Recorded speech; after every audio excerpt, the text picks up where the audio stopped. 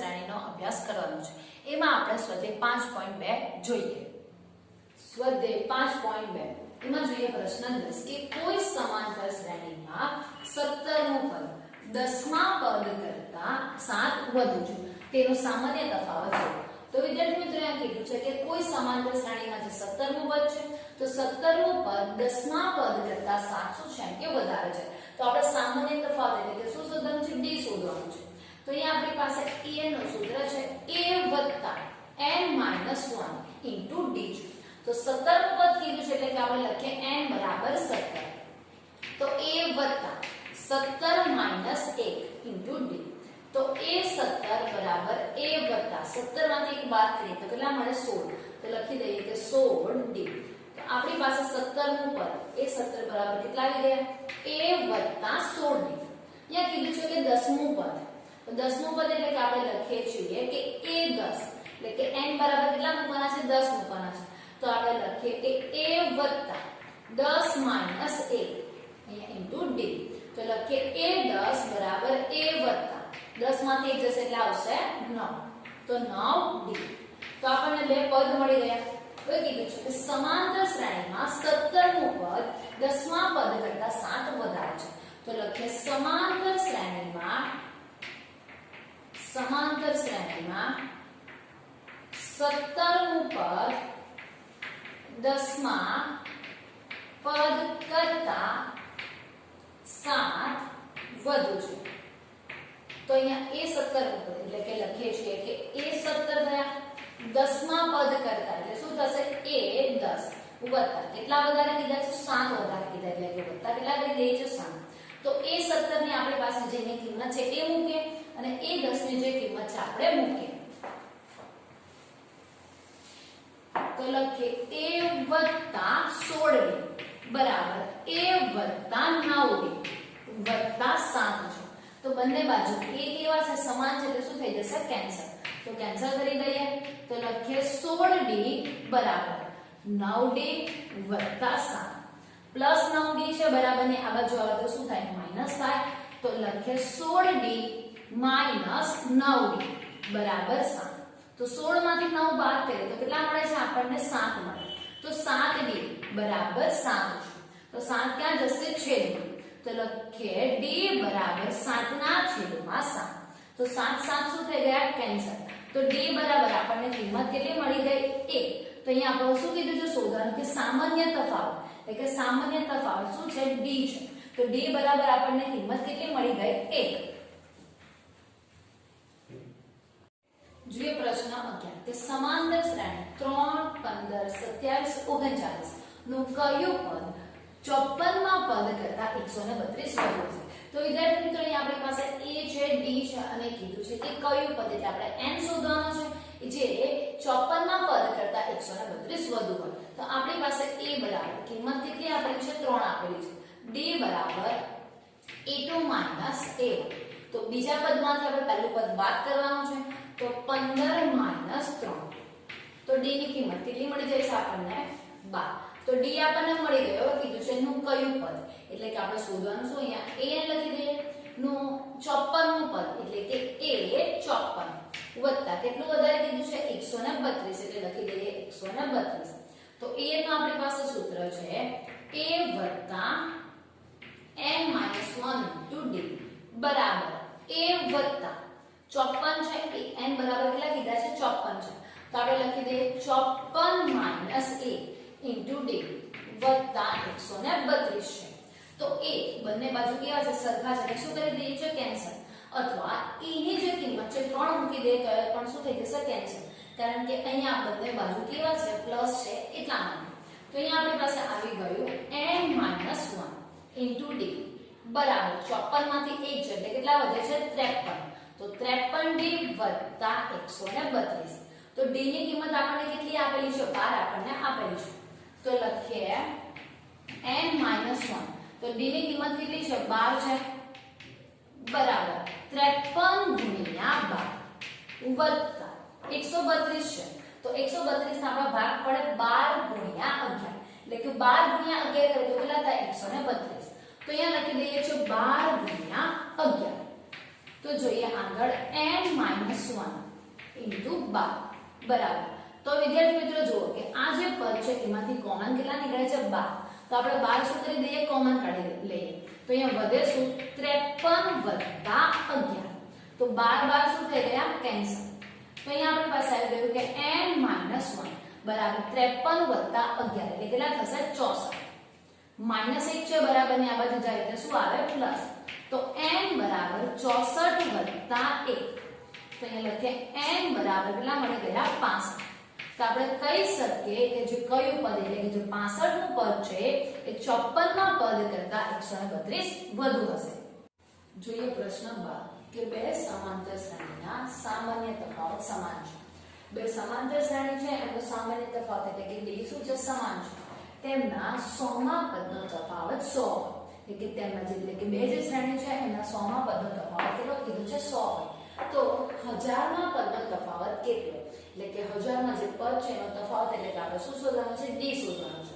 તો બે સમાંતર શ્રેણી સામાન્ય તફાવત શું કીધું છે સમાન છે. તો આપણે લઈએ કે પ્રથમ શ્રેણી માટે. તો પ્રથમ શ્રેણી માટેની વાત કરીએ તો પ્રથમ પદ. તો પ્રથમ શ્રેણીનો આપણું પ્રથમ પદ ધારો કે શું લઈ લઈએ છે a1 અને સામાન્ય તફાવત લઈએ સામાન્ય તફાવત. તો સામાન્ય તફાવત શું છે આપણી પાસે d છે. તો પ્રથમ શ્રેણીનું થયું. હવે બે સમાંતર શ્રેણીની વાત કરેલી છે એટલે કે બીજી શ્રેણી માટે લઈએ તો દ્વિતીય શ્રેણી માટે. તો દ્વિતીય શ્રેણી માટેની વાત કરીએ તો એમાં પ્રથમ પદ a2 લઈએ અને સામાન્ય તફાવત શું આવે d આવે. કારણ કે અહીંયા કીધું છે કે બે સમાંતર શ્રેણીના સામાન્ય તફાવત શું છે સમાન છે. તો લઈએ છે કે સામાન્ય તફાવત શું છે d છે. તો અહીંયા આપણી પાસે પ્રથમ અને દ્વિતીય શ્રેણીનું આવી ગયું. હવે શું કીધું છે આગળ કે તેમના 100 માં પદ એટલે કે પ્રથમ શ્રેણી અને દ્વિતીય શ્રેણી બંનેના કયા પદ કીધા છે 100 માં પદ. તો લખીએ છીએ કે 100 માં પદ માટે. તો એમાં પ્રથમ શ્રેણીનું જોઈએ પહેલા. તો પ્રથમ શ્રેણી માટે. તો પ્રથમ શ્રેણીની વાત કરીએ કે આપણે 100 માં પદ શોધવાનો છે. તો an બરાબર a n - 1 into d. તો આ આપણી પાસે સૂત્ર છે. પદ કયું કીધું છે 100 કીધું છે. તો n બરાબર કેટલા આવી જશે 100. તો a 100 બરાબર અહીંયા આપણી પાસે a પ્રથમ પદ શું આપેલું છે a1. તો લઈએ છીએ a1 વત્તા 100 - 1 into d. તો લખીએ છીએ કે a 100 બરાબર અહીંયા લખી દઈએ a1 વત્તા શું થશે 99. તો આ પ્રથમ શ્રેણીનું મળી ગયું આપણને. એ જ રીતે દ્વિતીય શ્રેણી માટેનું જે 100 મો પદ છે આપણે શોધવાનું છે. તો દ્વિતીય શ્રેણી માટે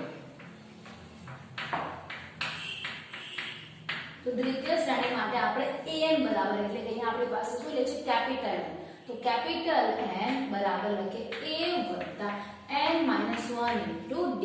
તો અહીંયા આપણી પાસે આ પણ 100 પદ શોધવાનું છે એટલે કે લખી દઈએ છે કેપિટલ A 100. એની કિંમત કેટલી છે 100. અને પ્રથમ પદ અહીંયા આપણી પાસે શું છે a2 છે. તો લખીએ a2 વત્તા 100 - 1 into d. તો a 100 બરાબર a2 વત્તા 99. આ થયું.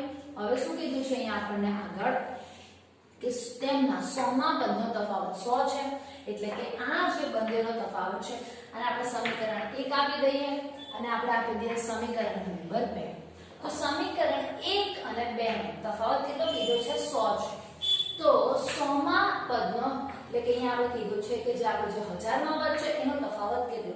તો 1000 માં પદનો પણ શોધવા જતા આપણે આ બંનેનો આપણે 1000 નું પદ શોધી લઈએ. તો લખીએ કે 1000 માં પદની શ્રેણી.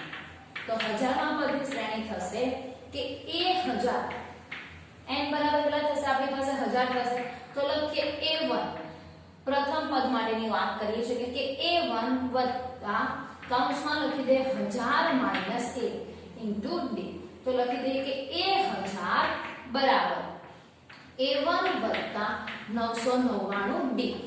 તો આપણું થયું સમીકરણ નંબર 3.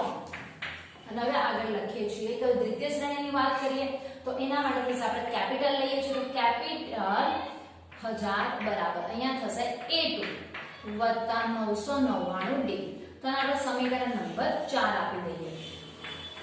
તો હવે આગળ જોઈએ કે તેમાં 100 માં પદનો તફાવત કેટલો કીધો છે 100 છે એટલે કે સમીકરણ 1 અને 2 નો તફાવત કેટલો આપેલો છે 100 આપેલો છે તો લખીએ કે તેમના 100 માં પદનો તફાવત 100 છે.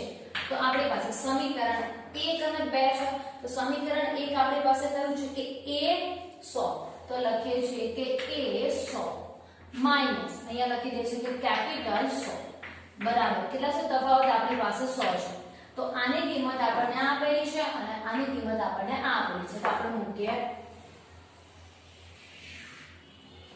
તો a 100 ની કિંમત છે આપણી પાસે a1 વત્તા 99d માઈનસ એ કૌંસમાં લખી દઈએ છે કે a2 વત્તા 99d બરાબર 100 અહીંયા લખીએ છીએ કે a1 વત્તા 99d minus a2 plus minus minus A લખી દઈએ છે 99d બરાબર 100 તો પ્લસ માઈનસ કેન્સલ થઈ જશે તો અહીંયા આવી ગયા a1 માઈનસ a2 બરાબર 100 એટલે કે આપણને આ મળી ગયું કે જે બે પ્રથમ પદ છે તેમના વચ્ચેનો તફાવત કેટલો છે 100 છે. હવે જો a1 માઈનસ a2 બરાબર કેટલા છે 100 એટલે કે આને આપણે આપી દઈએ સમીકરણ નંબર 5. આગળ કીધું છે કે 1000 માં પદનો તફાવત કેટલો એટલે કે જે 1000 માં પદ છે એનો તફાવત તો આપણી પાસે છે કે a1000 માઈનસ કેપિટલ A છે a1000 તો કે આ બંને વચ્ચે આપણે શું શોધવાનું છે તફાવત તો a ની કિંમત એટલે કે a1000 છે એની કિંમત છે આપણી પાસે a1 999d તો અહીં આપણે લખી દઈએ કે a1 999d minus capital A છે કેપિટલ A1000 ની કિંમત છે આપણી પાસે a2 999d છે તો લખીએ a1 999d minus a2 minus plus minus લખી દઈએ છે 999d આ પ્લસ છે માઈનસ છે એટલે શું થશે કેન્સલ હવે વધ્યું શું આપણી પાસે a1 માઈનસ a2 તો a1 માઈનસ a2 ની કિંમત અહીંયા આપણને કેટલી આપેલી છે 100 આપેલી છે એટલે કે આ જે બંનેનો તફાવત છે જે 1000 માં પદનો તફાવત છે એ આપણને કેટલો મળે છે 100.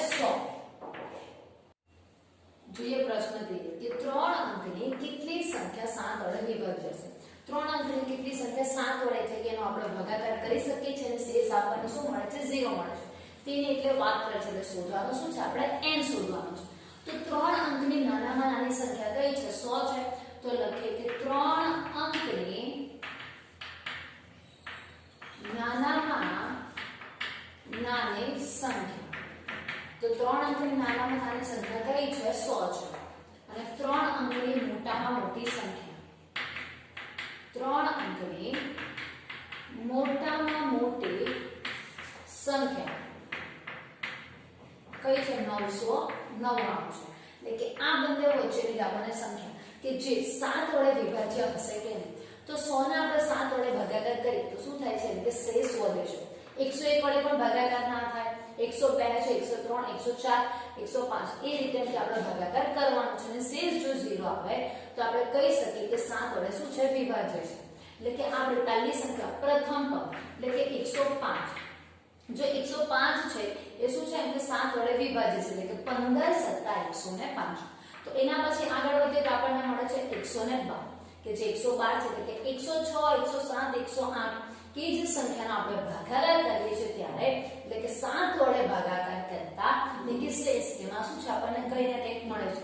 પણ જ્યારે 112 વડે ભાગાકાર કરીએ છીએ ત્યારે એટલે કે શેષ આપણને શું મળી જાય છે 0 મળી જાય છે તો 105 અહીંયા પછી આવી ગયા 112 આવી ગયા તો એ જ રીતે આગળ પછી આવશે 119 છે આગળ આપણે કરીએ તો અહીંયા આપણને આગળ જોવા મળે છે કે 126 એટલે કે આ રીતે શું છે કે શ્રેણી આગળ વધે છે તો આપણી પાસે પ્રથમ પદ પણ મળી જશે d પણ આપણને મળી જાય પણ હવે આપણે શું શોધવાનું છે અંતિમ પદ તો અહીંયા આપણી પાસે છેલ્લી સંખ્યા કઈ છે 999 છે તો 999 આપણને આપેલા છે એટલે કે જો 999 ને 7 વડે આપણે ભાગાકાર કરી શકીએ કેમ તો તો જો 999 આપણે 7 વડે ભાગાકાર કરીએ છીએ તો કંઈક આપણને શું છે શેષ જોવા મળે છે. એટલે પછી 999 વડે કરો 998 છે 997 છે, તો કે એ રીતે જો આપણે ભાગાકાર કરતા જઈએ તો છેલ્લી સંખ્યા એટલે કે આપણને 994, એટલે કે જ્યારે 994 વડે આપણે જ્યારે ભાગાકાર કરીએ છીએ ત્યારે આપણને શેષ શું છે કે 0 મળે છે.